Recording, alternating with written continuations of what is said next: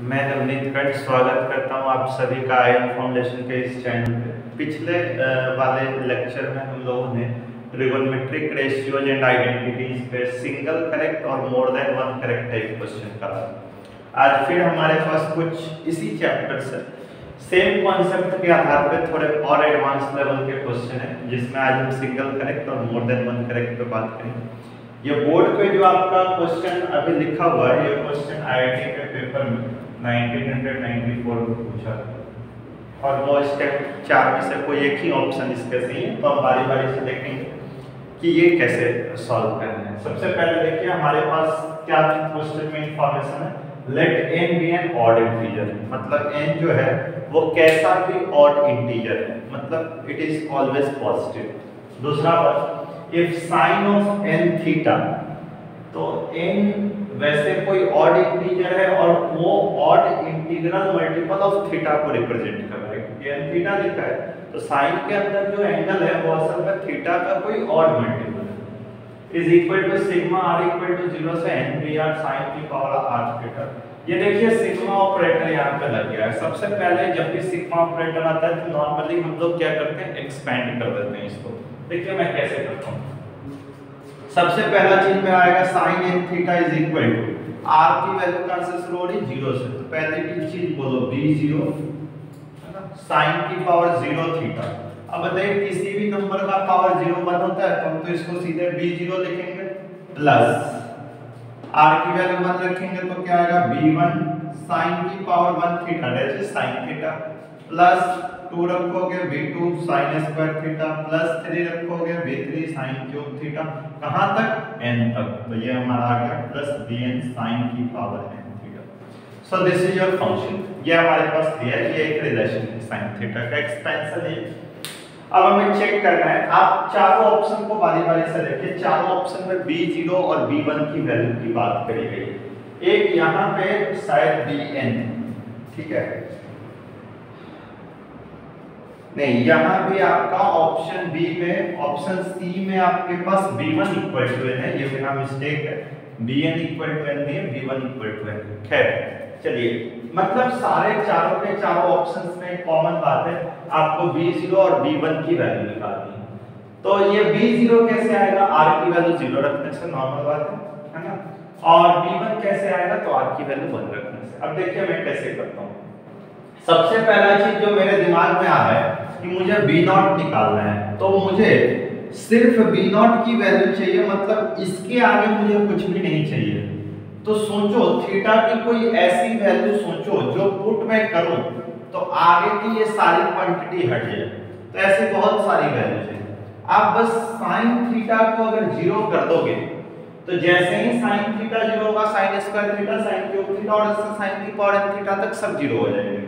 तो मैं क्या करूं, या तो मैं थीटा के जगह 0 पुट कर सकता हूं, या फिर मैं थीटा के जगह पे पाई का कोई भी मल्टीपल पुट कर सकता हूं।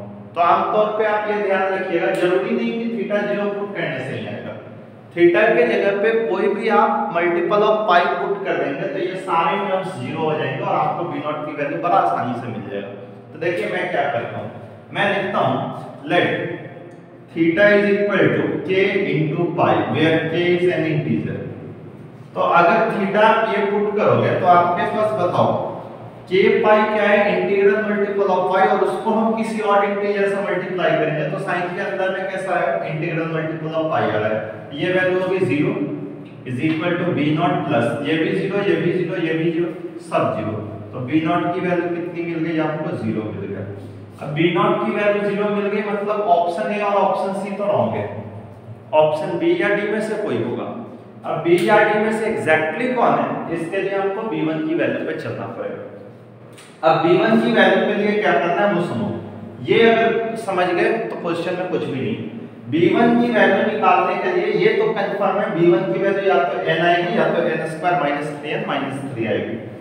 अब b1 निकालने के लिए आगे के सारे टर्म्स आपको 0 चाहिए, राइट, और b0 की वैल्यू रहे या ना रहे उससे मेरे को कोई मतलब नहीं है, क्योंकि अगर रहेगा भी तो b0 की वैल्यू 0 है, कोई फर्क नहीं पड़ता है, और अगर नहीं भी रहेगा तो कोई फर्क नहीं पड़ता है। तो कोई एक ऐसा स्टेप सोचो मैथमेटिक्स में, कोई एक ऐसे ऑपरेटर के बारे में सोचो जिसको मैं यूज करूं यहाँ पे तो सिर्फ मेरे पास b1 रह जाए। तो देखिए, और थीटा को मैं फिर से क्या पुट करने वाला हूं, तो एनी मल्टीपल ऑफ पाई। तो मैं साइन थीटा सारे को फिर से जीरो करना चाहता हूं, लेकिन अगर मैं सारे साइन थीटा को जीरो कर दूंगा तो मेरा b1 भी साइन थीटा वाला टर्म जीरो हो जाएगा, तो फिर ये क्वेश्चन नहीं होगा सॉल्व। तो मैं क्या करता हूं, पहले इसको नॉन जीरो बनाता हूं और इन सब को जीरो। तो इसका एक तरीका है कि हम इस फंक्शन को डिफरेंशिएट कर देते हैं विद रिस्पेक्ट टू थीटा। देखिए, differentiating with respect to theta, तो साइन एन थीटा की डिफरेंशिएशन क्या आएगी, साइन की डिफरेंशिएशन चेन रूल से कर दीजिए cos एन थीटा, और एन थीटा का डिफरेंशिएशन कितना हो गया, तो साइन एन थीटा की डेरिवेटिव क्या होगी, n into cos N theta is equal to b0 तो कांस्टेंट वैल्यू, कांस्टेंट की डेरिवेटिव 0 होती है, कहानी खत्म। b1 sin theta, b1 sin theta का डिफरेंशिएशन क्या होगा, b1 cos थीटा प्लस, अब देखो b2 में sin स्क्वायर थीटा है, अब जितने भी टर्म्स हैं उन सब sin की पावर में है, तो जब आप डिफरेंशिएशन करिएगा ना, जैसे इसका करिएगा तो ये आएगा 2 sin थीटा इनटू sin का differentiation cos theta. Similarly sin cube theta का डिफरेंशिएशन होगा 3 sin square theta into cos theta.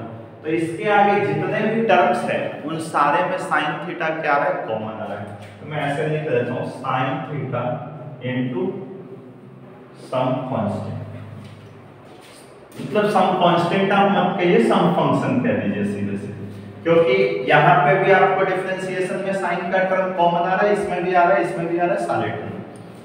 अब मेरे को क्या करना है कि साइन थीटा को मैं क्या अप्रोच कराने जा रहा था, जीरो, तो उसके लिए मैं क्या पुट करने जा रहा था, तो मैं जीरो पुट कर देता हूँ यहाँ।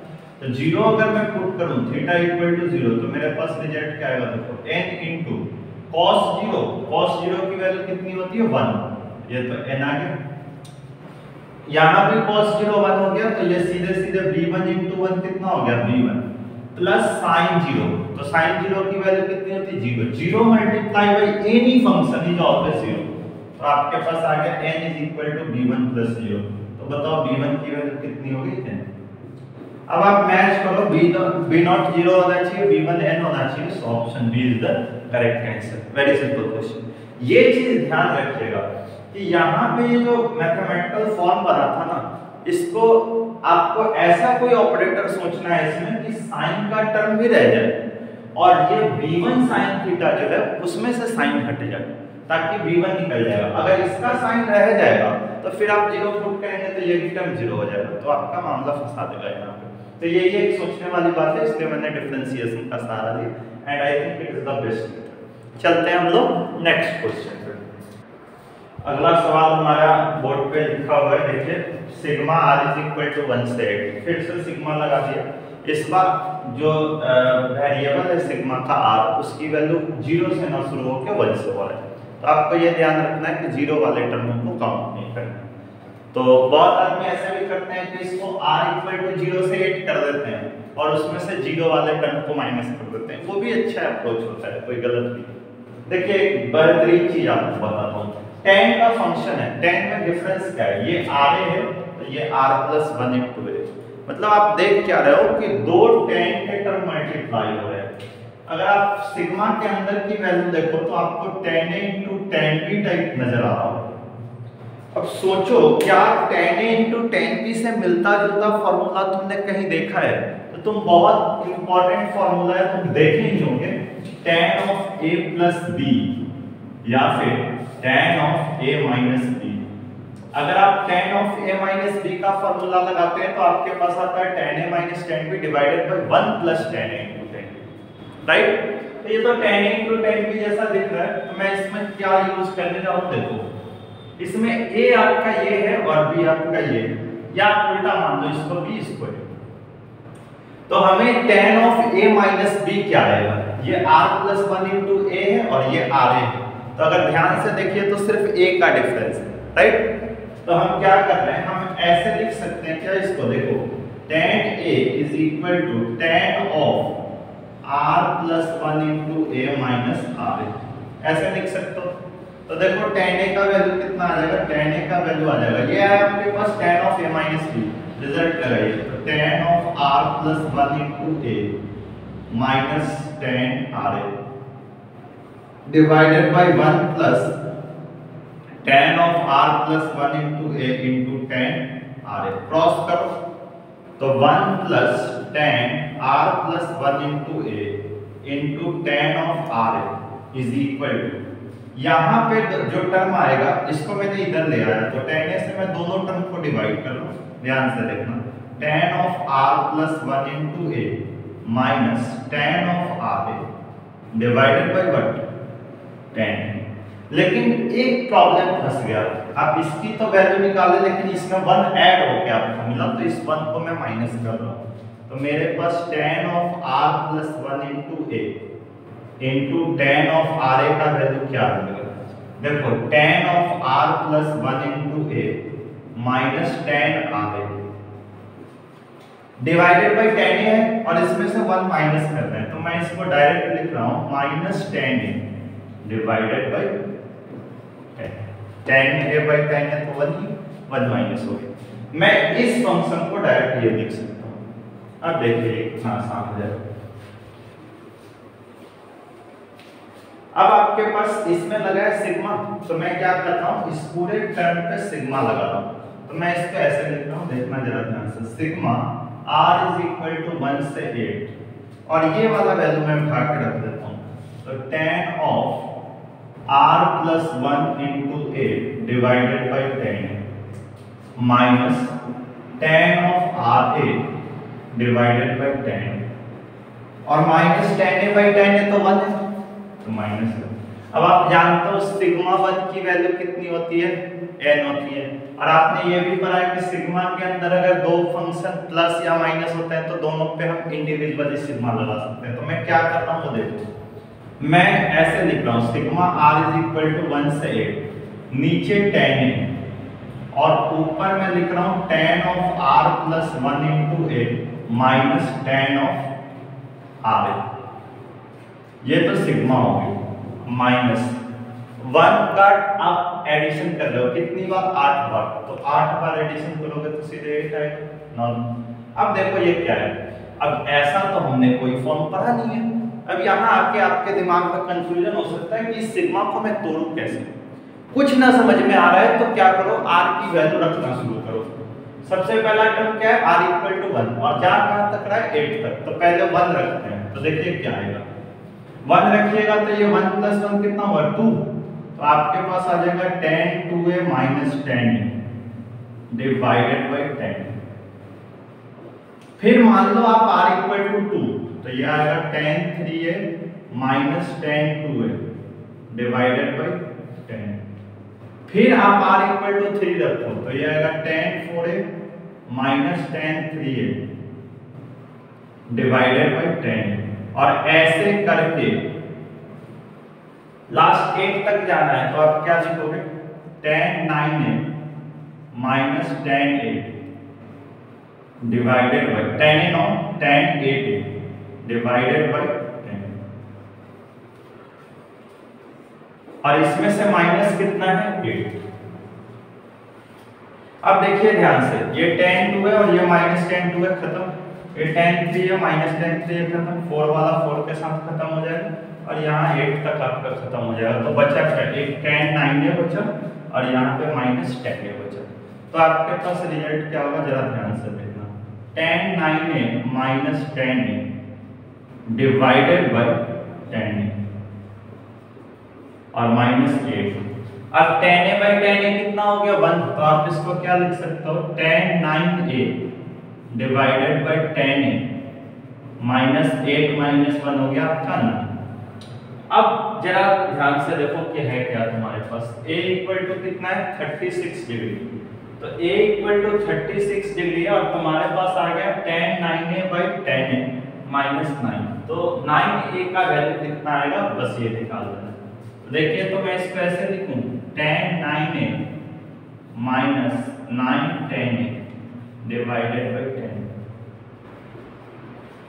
और यहाँ से 36 डिग्री जो होता है, 36 डिग्री किसके बराबर है वो देख लो, तो आप वैसे तो 18 डिग्री की अगर बात करते हैं तो ये होता है π/10, राइट। तो 36 डिग्री इसका डबल है तो कितना आ जाएगा π/5। तो मैं इसको लिख रहा हूं ऐसे tan 9 π/5 minus 9 tan π/5 divided by tan π/5। अब कुछ नहीं करना है, 36 डिग्री का वैल्यू आपको tan का याद है, बस वैल्यू आप पुट कर दो एंड योर आंसर इज -10। सिर्फ यहाँ पे आपको π/5 की वैल्यू रख देनी है tan 36 डिग्री की, जो कि आप निकाल लेंगे tan 36 डिग्री का value sin 36 divided by cos 36 करके।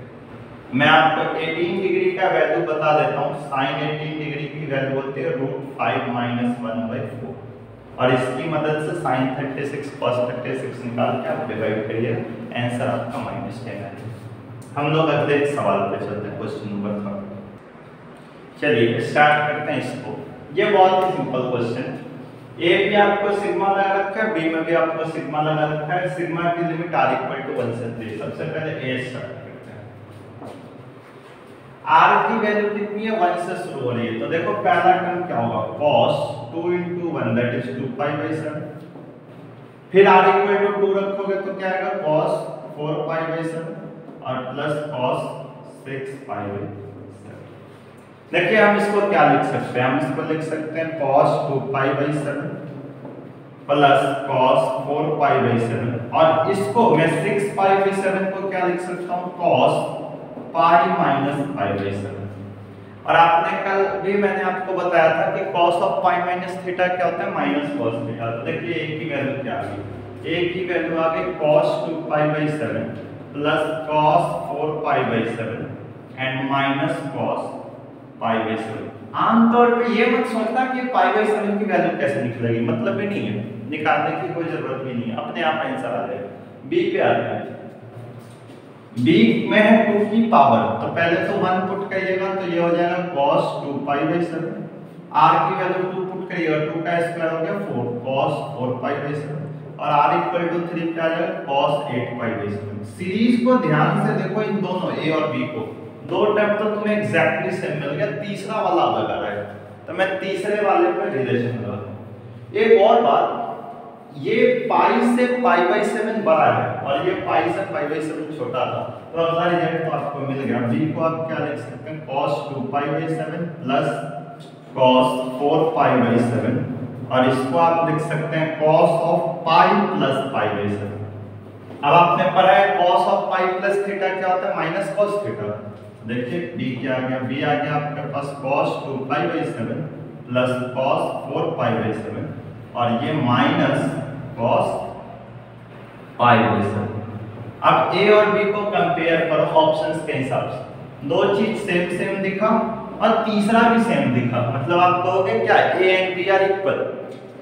यहां से हमारा आंसर क्या आया, a = b and if a = b then you can write a minus b is what, 0। so your correct answer is D। Very simple question, ये direct आ जाएगा। चलते हैं हम लोग अब मोर देन वन करेक्ट। अगला क्वेश्चन आपके पास, ये क्वेश्चन जो है वो जेईई पॉइंट ऑफ व्यू से बहुत बहुत ज्यादा इंपॉर्टेंट है। और अगर आप सीबीएसई का एग्जाम दे रहे होंगे तो सीबीएसई में स्कूल के एग्जाम में भी ये क्वेश्चन पूछ लिए जाते हैं, फर्क होता है। इसमें मोर देन वन करेक्ट है, एक से ज्यादा आंसर सही होगा। इसको सिंगल करेक्ट बना के भी लोग पूछ सकते हैं और इसको सब्जेक्टिव टाइप में भी पूछा जाता है, करने का तरीका सेम है। हम इसको करते हैं, देखिएगा। इसमें एक इंफॉर्मेशन दिया है, थीटा लाइज बिटवीन π/2 एंड π, तो आपको समझ में आ गया 90 डिग्री और 180 डिग्री के बीच में, means theta is in second quadrant. अब ये अगर मैं नहीं करूं ना तो इसको और भी, अगर इस इंटरवल को मैं हटा दूं तो और भी आंसर सही हो जाएंगे, मतलब हो सकते हैं 2 की जगह 3 आंसर आए, 4 आ जाए, ये भी हो सकता है। लेकिन अभी हम इस डाटा को यूज करेंगे। देखिए इस सीरीज में एक कॉमन बात है, 2 2 2, सब में 2 कॉमन आ रहा है। तो मैं, और आपको ये भी पता ही होगा कि जितने भी इरेशनल फंक्शन होता है उसमें हम लास्ट वाले को सबसे पहले सॉल्व करते हैं, राइट। तो देखिए इसको हम कैसे कर रहे हैं, √2 प्लस √2 प्लस 2 cos 4 थीटा है। तो मैं अंदर वाले रूट में से 2 कॉमन कर रहा हूं, तो मैं इसको क्या लिखूंगा, root under 2 plus root under 2 into 1 plus cos 4 theta. और आपको ये फॉर्मूला पता ही होगा, 1 प्लस कॉस 2 थीटा को हम लोग क्या लिखते हैं, 2 कॉस स्क्वायर थीटा। तो अगर 4 थीटा है तो यहाँ क्या आ जाएगा, 2 थीटा आ जाएगा। तो मैं इसको क्या लिखूंगा, root under 2 plus root under ये 2 तो पहले से, और 1 प्लस कॉस 4 थीटा को क्या लिखूं, 2 cos square 2 theta, 2 cos square 2 theta. तो ये देखिए क्या आएगा, रूट अंडर 2 प्लस 2 इंटू 2 का तो रूट सीधे 2 आ जाएगा, और cos स्क्वायर 2 थीटा। अब यहाँ पे बहुत आदमी डायरेक्ट cos 2 थीटा लिखता है, आपको यहाँ पे विचार करना है। Theta lies between pi by 2 से पाई, तो मैं रफ में कैलकुलेशन कर रहा हूँ। थीटा पाई बाई 2 से पाई में है, तो 2 थीटा कहाँ से कहाँ होगा, पाई से लेके 2 पाई के बीच में।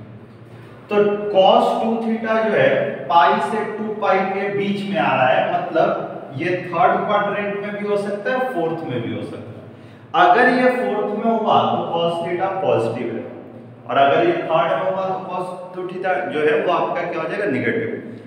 अब नियम ये कहता है कि स्क्वायर रूट को जब आप सॉल्व करते हैं तो रिजल्ट आपका हमेशा पॉजिटिव आना चाहिए, मतलब मॉड के साथ आना चाहिए। तो मैं इसका कैसे लिखूंगा, देखो मैं इसको लिखूंगा 2 मॉड ऑफ cos 2 थीटा। अब मॉड ऑफ cos 2 थीटा का मतलब ये दो केस हो गया, ये root under 2 plus 2 cos 2 theta भी हो गया, और ये root under 2 minus 2 cos 2 theta भी हो गया। क्योंकि अगर ये पॉजिटिव वैल्यू बना तो डायरेक्ट प्लस में आ जाएगा, और निगेटिव बना मॉड के अंदर तो मॉड उसको पॉजिटिव बनाने के लिए एक बार माइनस से मल्टीप्लाई करेगा। तो दोनों केस को लेने। अब यहाँ से मैं सॉल्व करूं, वापस से देखो ये हो गया root under 2 into 1 plus cos 2 theta, और 1 प्लस cos 2 थीटा को तुमने क्या लिखा है, 2 cos स्क्वायर थीटा। ये हो गया root under 2 into 2 cos theta, सीधे सीधे हो जाए cos स्क्वायर थीटा, सॉरी। तो 2 इंटू 2 का तो रूट बाहर 2 आ जाएगा, और देखिए cos स्क्वायर थीटा। ये अब बात करना है कि पॉजिटिव कब है ये, तो ये पॉजिटिव कब है बताओ, ये पॉजिटिव तब होगा जब 2 थीटा की वैल्यू 3 पाई बाई 2 और 2 पाई के बीच में हो। 2 थीटा की वैल्यू अगर 3 पाई बाई 2 और 2 पाई के बीच में हुआ तो पॉजिटिव आ रहा था, और पाई से 3 पाई बाई 2 में नेगेटिव आ रहा था। अब यहां से बताइए थीटा कितना होगा, तो थीटा हो जाएगा आपका 3 पाई बाई 4 से लेके पाई। मतलब आप क्या समझे, ये सेकंड क्वाड्रेंट में थीटा है, तो सेकंड क्वाड्रेंट में अगर थीटा है तो cos थीटा क्या होता है, नेगेटिव पॉजिटिव, नेगेटिव। तो नेगेटिव होता है तो ये आंसर क्या आ जाएगा, ये 2 cos थीटा ना आके -2 cos थीटा है। तो पहली बात तो -2 cos थीटा इसका आंसर बन सकता है। अब हम इस वाले पार्ट को भी सॉल्व कर लेते हैं जरा सा। तो ये हो गया root under 2 into 1 minus cos 2 theta, और आप जानते हैं अगर ये 1 माइनस cos 2 थीटा आता है तो क्या आंसर होता है, 2 sin स्क्वायर थीटा। तो root under 2 into 2 sin square theta, इसको आप कहेंगे 2 मॉड sin थीटा। अब बताओ ये निगेटिव कब हुआ था, तो ये निगेटिव हुआ था जब 2 थीटा की वैल्यू पाई और 3 पाई बाई 2 के बीच में थी। मतलब थीटा कहां से थी, पाई बाई 2 से लेके 3 पाई बाई 4, मतलब अगेन इन सेकंड क्वाड्रेंट। और सेकंड क्वाड्रेंट में sin थीटा क्या होता है, पॉजिटिव होता है, तो इसमें माइनस लगाने की जरूरत नहीं है। तो इसका आंसर सीधे सीधे क्या आएगा, 2 sin थीटा। तो कौन सा होगा, बी। सो इसके करेक्ट आंसर्स होंगे बी एंड डी।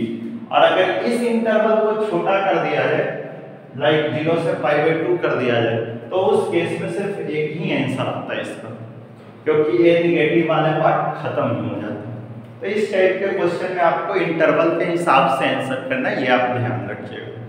अगले क्लास में हम न्यूमेरिकल वैल्यू और मोर देन 1 करेक्ट वाले क्वेश्चन करेंगे। उसके बाद हम लोग अगले सेक्शन पे बात करेंगे जो कि होगा हमारा मैक्सिमम एंड मिनिमम वैल्यू से रिलेटेड। Thank you. हमारा एक और रिक्वेस्ट है कि आपको हमारा वीडियो अगर पसंद आ रहा है तो आप हमारे वीडियो को लाइक शेयर करें और हमारे चैनल पे सब्सक्राइब करें, क्योंकि उससे क्या होगा कि जो भी हमारा नया वीडियो आएगा उसका लिंक सबसे पहले आपको जाएगा और आपको अच्छा लगेगा। Thank you.